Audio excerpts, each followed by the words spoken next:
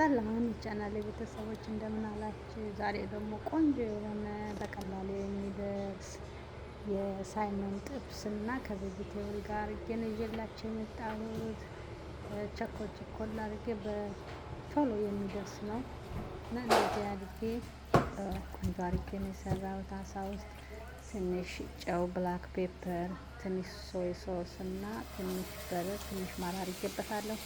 ብለው ሰው ቪዲዮ ጠፍቶበት ስህተት አላየሁትም ነበረ እና እንደዚህ አድርጌ ቆንጆ አድርጌ ቶሎ ይደርሳል። ቬጂቴብል ከጎኑ አድርጌ ድንች አድርጌ እንደዚህ ቶሎ አድርጌ 10 ደቂቃ በማይሞላ ውስጥ ደርሱልኛል እና እንደዚህ ነው። በጣም ቆንጆ ነው፣ ለጤናም ጥሩ ነው እና እንደዚህ አርጌ ቆንጆ አርጌ ሰርቼዋለሁ።